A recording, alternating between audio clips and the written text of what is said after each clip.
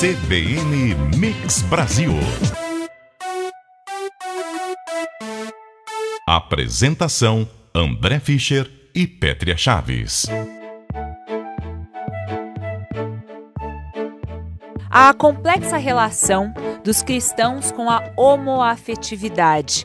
É isso que tenta descrever e descrever um livro-reportagem lançado pela jornalista Marília Camargo César, ela que é subeditora do Valor Econômico, um lançamento ainda para outubro. O livro ainda não lançou, então com exclusividade aqui para o CBN Mix Brasil, a história da complexa relação que descreve a cruz e o arco-íris, a relação entre cristandade e a homoafetividade. E a Marília Camargo César está com a gente aqui hoje. Marília, boa noite. Boa noite, obrigada pelo convite. É uma honra para mim estar aqui com você. Com o estudo que você fez, uma reportagem, você ficou mais de um ano colhendo depoimentos, pesquisando a relação. Dá para falar da religiosidade e da homoafetividade? Como é que foi tua pesquisa, Marília?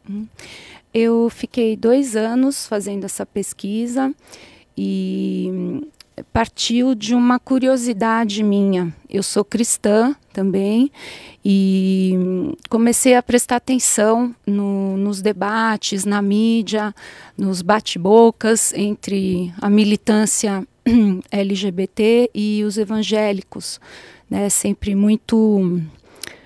com muito radicalismo, assim, de lado a lado. E aquilo começou a chamar minha atenção e eu comecei a pensar, puxa, como é que será que é uma pessoa ser homossexual e ser evangélica, né? Como acontece muito. Como acontece muito, e eu parti de perguntas bem básicas, assim, puxa, será que essas pessoas estão ali dentro da igreja? Será que elas estão escondidas? Será que elas têm coragem de revelar a sua orientação sexual? Será que elas são aceitas, né?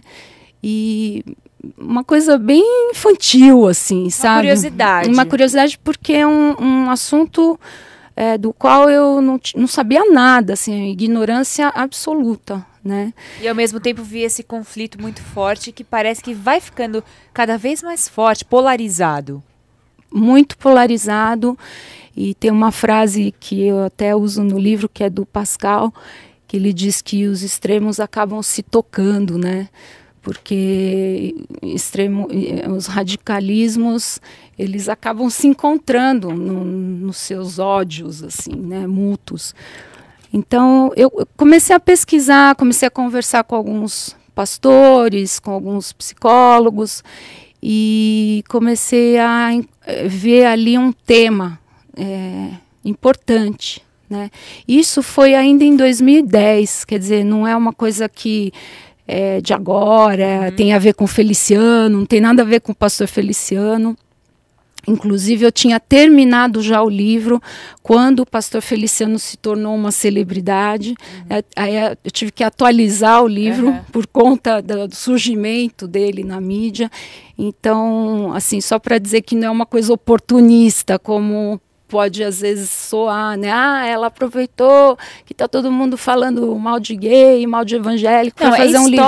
É bem anterior, né? A minha pesquisa é anterior a toda essa confusão. E o que você constatou, Marília, a respeito dessa conexão? Porque talvez um dos primeiros caminhos a pessoa numa sociedade como a nossa, quando constata, quando percebe a sua homossexualidade, muitas vezes vai para a igreja porque precisa de algum acolhimento, já que a sociedade não acolhe. Isso você conseguiu perceber?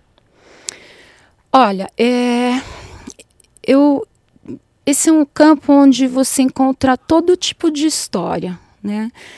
Então, existem sim algumas comunidades que acolhem essas pessoas, né? Mas elas acolhem parcialmente. Porque o que acontece? Nas comunidades mais abertas, assim, mais flexíveis, eu estou falando de igrejas evangélicas, né?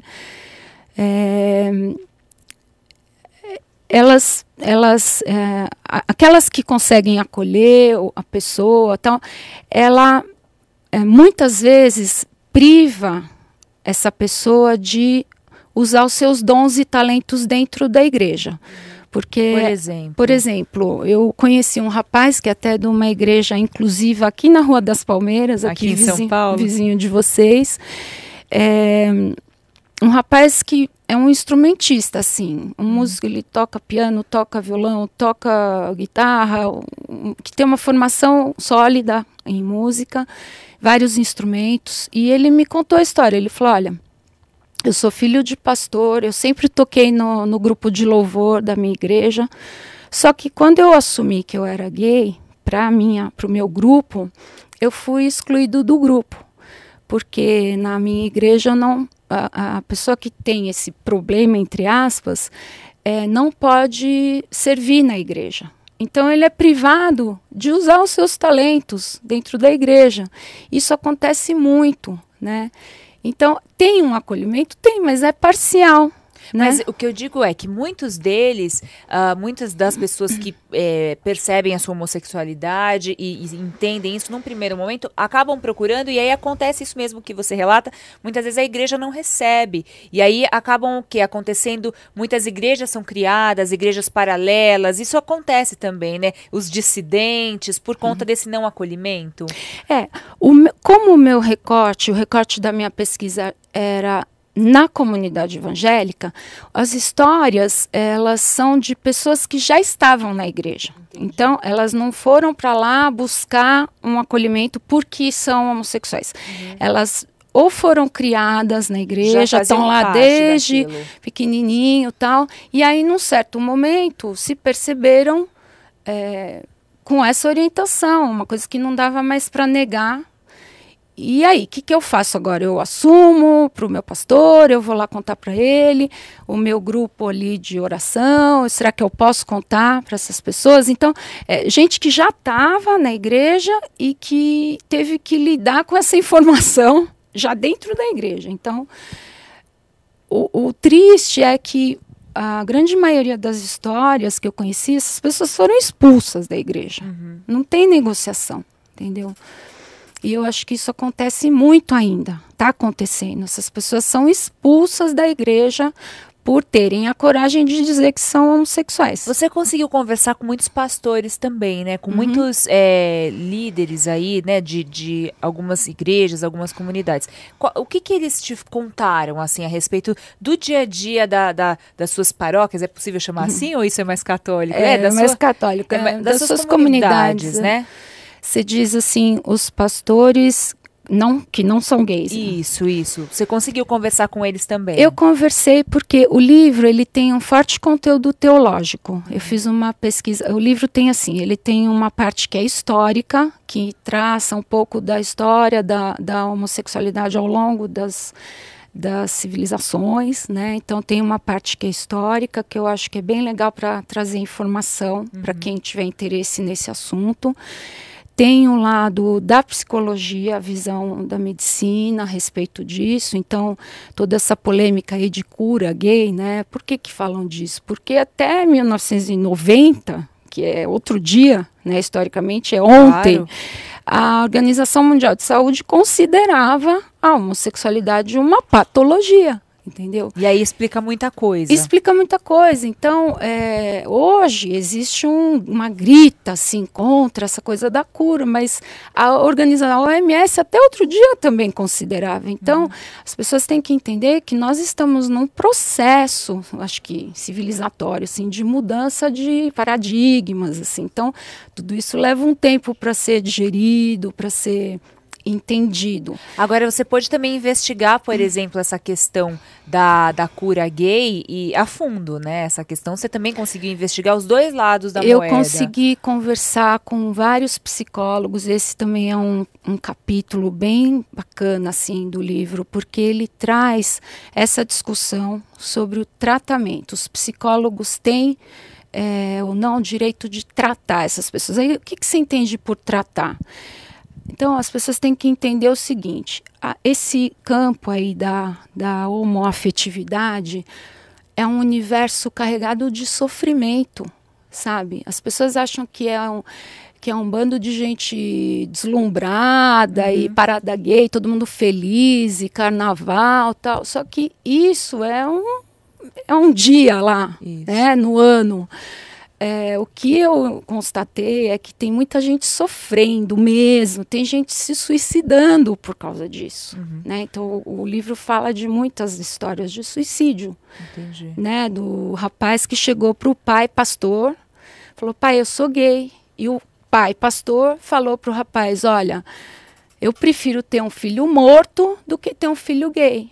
E o rapaz vai e se joga da janela do prédio e se mata na frente do pai. Entendeu? Então, são muitos dramas. É um terreno de muita dor. E quando você conversou com os psicólogos, o que eles falaram a respeito eles disso? Eles falaram, eu conversei... De como lidar com essa história. Eu tive o privilégio de conversar com alguns psicólogos cristãos que têm uma visão muito sóbria a respeito disso. Então, toda essa polêmica lá da resolução do Conselho Federal de Psicologia, o que está em jogo ali? Os psicólogos querem ter o direito de tratar do sofrimento da pessoa. Ninguém está querendo curar ninguém. Quer dizer, pelo menos isso é na média. É óbvio que a resolução do Conselho de Psicologia, ela vem para tentar coibir o abuso. Então, o que é? É o psicólogo profissional cristão que quer utilizar o seu consultório como um púlpito. Ele é antiético, porque isso é antiético, claro. E ele quer converter o cara que tem essa questão aí, que a psiquiatria chama de egodistonia, que é uma inadequação, né, com a sua orientação sexual. Então, o cara tem conflito com aquilo, ele procura ajuda terapêutica, e o profissional antiético tenta converter o cara, levar o cara para a igreja. Não, ele não está ali para isso. Entendi. Né? Então, o livro fala muito disso. E ouviu... São esses limites que precisam ser observados, né? Os limites da profissão, os limites éticos. Né? Ninguém pode prometer curar nada. E a homossexualidade não é uma doença. Né?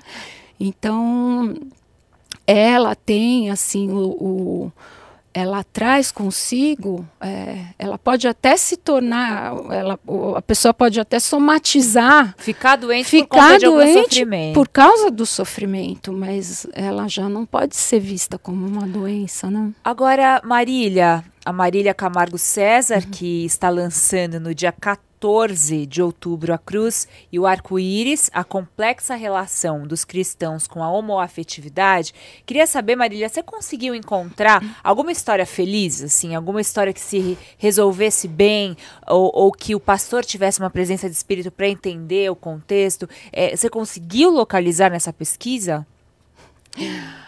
Puxa, uma história feliz.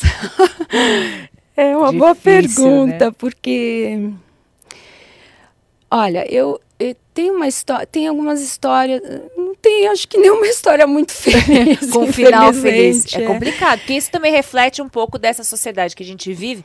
Isso eu falo para você porque a gente traz muito aqui no programa o assunto, né? E ao longo desses 2 anos de CBN Mix Brasil, a religiosidade, a questão da igreja também foi muito abordada. E a gente recebe muitos e-mails de ouvintes também. Muitos que são religiosos e que já estão mais abertos para a questão, e muitos que são ferrenhos e são contra, e que, é claro, todo mundo tem o direito de ser contra ou a favor, mas como é que isso se dá na prática? Porque tá colocando em sofrimento muita gente, né? Falta, sabe, isso é a minha opinião depois de pesquisar muito sobre esse assunto, né? Existe, assim, um grande desconhecimento sobre esse universo, né? E, infelizmente, entre os evangélicos, e eu posso dizer porque eu sou cristã, né, eu frequento uma igreja batista, tal, conheço muito esse universo evangélico, e o que acontece é que as pessoas já são descartadas, assim, por definição, né? Disse que é gay, já está descartada. Né? Porque é como se a homossexualidade fosse o pecado sem perdão. Né? Assim que, não sei se as igrejas, as pessoas elaboram isso na mente e tal, mas é assim que elas se comportam. Né? Então, por conta, claro, dos textos bíblicos que são muito incisivos a respeito disso. Né? Só que quando você para conversar com as pessoas e ouvir as histórias delas, como eu fiz, as barreiras vão caindo, sabe? E eu acho que essas barreiras têm que cair, porque Jesus não falava com ninguém com barreiras entre as pessoas, né? Ele olhava as pessoas no olho, ele ouvia as histórias, ele falava, o que eu posso fazer por você? Né? O que você precisa? Né? Então, empatia, se a gente está né? dizendo que segue a Jesus, a gente precisa imitar o jeito dele ser, né? Mas E as igrejas não estão, as igrejas não estão fazendo isso. Né? Você percebe as que... pessoas não estão sendo ouvidas, né? Então, você falou de histórias felizes, não sei se tem, sabe? Tem assim, os homossexuais que assumiram a sua identidade homoafetiva, que são cristãos, não abrem mão disso, porque Cristo é um fato na vida dessas pessoas, né? E só que elas dizem assim, eu nasci assim, eu não tenho como mudar isso. E aí, o que eu faço? Eu amo a Jesus, só que eu sou gay, eu nasci assim, o que eu vou fazer então? Né? E aí tem que ser resolvido esse segundo momento. E aí, essas pessoas, o que acontece? Ou elas saem da igreja e vão viver aí vidas sem essa comunhão comunitária, né? Elas decidem abandonar mesmo a igreja e tem lá a sua vida, cultivam individualmente, lá cada uma do seu jeito, a sua vida espiritual. Ou tem aqueles que se unem nas igrejas inclusivas, que estão crescendo muito. Então, eu pesquisei lá, nos Estados Unidos, por exemplo, tem quase 6.000 igrejas inclusivas. Né? Um crescimento, assim, espantoso. E no Brasil também é o mesmo ritmo? No Brasil vem crescendo bastante, eu não sei de cabeça o número, mas tem lá no livro. E... em algumas capitais, elas já estão formadas. São, em geral, igrejas bem pequenininhas, né, com poucos membros. E essas pessoas, então, se unem nessas igrejas. Só que não dá para dizer que essas pessoas também ficaram felizes ali. Porque querem participar. Elas são muito discriminadas, né? Então, eu entrevistei no livro, tem uma entrevista muito bacana que é com o pastor Troy Perry, que ele é o fundador da primeira igreja inclusiva do mundo, que foi lá nos Estados Unidos. Ele era um pastor protestante, se eu não me engano, da Igreja Batista. E aí ele era casado, com filhos, tal, só que ele sentia que ele era gay, entendeu? Que aquilo tudo era uma farsa, né? Aquela relação ali. Então, chega uma altura da vida dele que ele rompe com aquilo. Ele se divorcia e ele fica um tempo assim meio que no limbo, né? Ele não sabe para onde ir. Não sabe para onde ir. E aí ele sente de abrir uma igreja para chamar as pessoas como ele, que tem conflitos lá na área da sexualidade. E ele é o cara que promove a primeira parada gay de que se tem notícia, que foi ainda lá no fim da década de 60. Então isso está contado lá nos Estados Unidos. Foi um pastor evangélico. Olha aqui a relação, né, como que você fez disse. essa. E o que era essa parada? Era meia dúzia de gatos pingados, ele e uns amigos, assim, com alguns cartazes dizendo... E olha o que virou. Olha, eu existo, eu também amo a Jesus e eu quero... Aonde foi essa primeira parada? Em qual cidade? Você lembra? Ai, meu Deus, tô com medo de errar agora, mas eu acho que foi em São Francisco, mas eu não tenho certeza. Eu preciso olhar no livro de novo. Mas é uma questão muito ligada, né? A gente observa que a questão da religiosidade, da espiritualidade mesmo, né? Ela esbarra muito na hora, e sempre vem na hora que a pessoa tá também em conflito, e é justamente num momento muito importante para quem tá se colocando no mundo, entendendo a homossexualidade como uma coisa natural. A pessoa nasce, assim, é isso que a gente fala muito aqui no programa. E como é que você acha hoje, assim, você olha para o Brasil, tanta polêmica, a gente tem agora a questão do Feliciano também, que vem gerando muita polêmica, os dois lados entram em choque né, cotidianamente. Como é que você olha para essa questão hoje no Brasil, Marília? Eu vejo assim com muita tristeza, sabe? Porque pelo menos as coisas que a gente vê na mídia, nós vemos muitos radicalismos e existe preconceito dos dois lados. Então, não é só os evangélicos que têm preconceito contra os gays. Os gays também têm, ou pelo menos boa parte da militância gay vê o povo evangélico como um bando de fanáticos alienados e ignorantes, né? E por ter uma profissão de fé, por crer nas escrituras sagradas como um livro, uma revelação, né? Já desconsideram, já acham que porque o cara tem fé, ele é um ignorante. Então, eu acho que isso também está errado, né? Porque a fé não desqualifica ninguém, né? Então, eu creio que, espero que o livro possa servir para deixar as pessoas um pouco menos na defensiva, assim, e trazer informação que possa ajudar as pessoas a se olharem dos dois lados, né? Olha, eu te entendo, você tem uma fé, eu vou te respeitar por isso, porque fé é fé, né? Fé, você não tem necessariamente que ter elementos racionais para explicar. E para né? poder abrir cada vez mais, né? Para que haja um debate elegante, respeitoso. Olha, vamos discutir. Então, vamos sentar teólogos da inclusão, né? Que o livro fala. O livro tem um capítulo que trata da teologia inclusiva. Então, eu peguei ponto por ponto todos os versículos na Bíblia que falam contra a homossexualidade. O que a teologia tradicional tem a dizer sobre isso, o que quer dizer aquilo, e a releitura que os teólogos inclusivos fizeram daquelas passagens. Porque para cada passagem a teologia inclusiva tem uma releitura. Claro. É muito interessante. Mas eu acho isso. que, na verdade, os religiosos no geral, esse é o livro aqui da Marília, os religiosos no geral, cada um tem uma interpretação, né? Tem um texto ali básico, mas tem muita interpretação diferente. Então, eu acho que o grande desafio é abrir esse diálogo, né? Porque, na verdade, o texto serve para que o diálogo consiga ser realizado, né?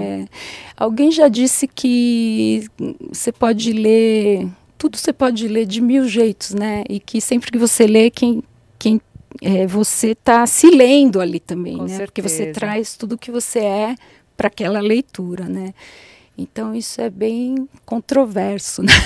É uma discussão perigosa, boa, super delicada. atual, e é muito interessante que saia justamente agora o livro da jornalista Marília Camargo César, que é editora, subeditora do jornal Valor Econômico, que traz aqui esse relato nesse livro-reportagem. Teve uma pesquisa extensa, ela que conseguiu ouvir todos os lados e conseguiu traçar um perfil muito, muito profundo da questão da espiritualidade, né, e das igrejas evangélicas especificamente, e também da homossexualidade. Queria agradecer muito, é dia 14, né, Marília, que sai o livro, dia 14 de outubro, na Livraria Cultura do Conjunto Nacional. Em São Paulo. Está convidada. Estarei lá. E previsto talvez nós estamos vendo com a editora de fazer talvez um lançamento no Rio de Janeiro e talvez em Brasília, mas ainda não temos nada definido. O livro da Marília, que é da editora Gutenberg, Entre a Cruz e o Arco-Íris, lançamento nesse mês de outubro. Marília, muito obrigada por conversar essa noite aqui com o CBN Mix Brasil. Obrigada a você, foi um privilégio muito grande estar aqui. Muito obrigada. Obrigada. CBN Mix Brasil. Apresentação: André Fischer e Pétria Chaves.